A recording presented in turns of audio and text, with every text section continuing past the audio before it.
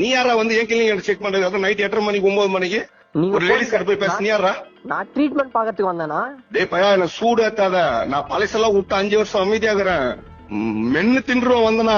நீங்க யாரா வேணா இருங்க, கொலை பண்றீங்களா? திருப்பத்தூர் மாவட்டம் ஆம்பூர் அடுத்த வெங்கடசமுத்திரம் பகுதியை சேர்ந்தவர் இளைஞர் சரவணன். இந்திய குடியரசுக் கட்சி பிரமுகரான இவர் நேற்று முன்தினம் இரவு காய்ச்சல் மற்றும் தலைவலி காரணமாக அருகில் பர்சானா பள்ளி பகுதியில் உள்ள தனியார் கிளினிக் ஒன்றில் மருத்துவம் பார்க்க சென்றுள்ளார்.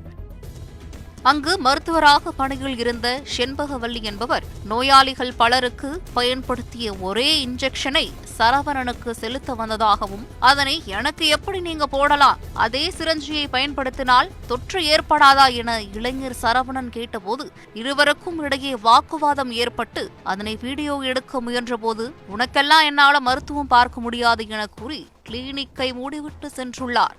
பின்னர் அந்த சரவணனை செல்போனில் தொடர்பு கொண்ட கூர்மாபாளையம் பகுதியைச் சேர்ந்த சுபாஷ் மற்றும் இமானுவேல் வர்ஷா ஆகியோர் தாங்கள் ஆளும் கட்சியில் இருப்பதாகவும், மாவட்டம் ஒன்றியம் என பேச சொல்லவா, உன் வீட்டு விலாசத்தை சொல், உன்னை கடித்து துப்பி விடுவேன் என கொலை மிரட்டல் விடுத்ததாக இளைஞரின் குமுறல் வீடியோ சமூக வலைதளங்களில் வைரலாகி பெரும் பரபரப்பை ஏற்படுத்தி வருகிறது.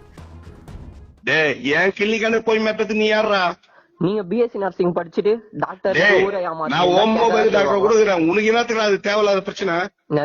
என்ன கேட்க வேண்டியது ஹெல்த் இன்ஸ்பெக்டர் இல்ல போலீஸ்.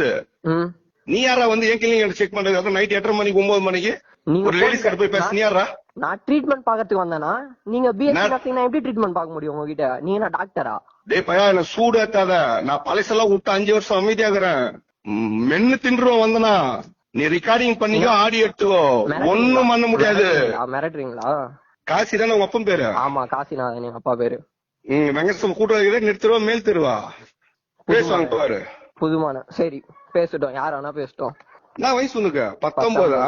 ஆமா, 45 வயசு ஆகுது. இத வெளியும் யாரும் என்கிட்ட இந்த மாதிரி பேசுனது இல்ல.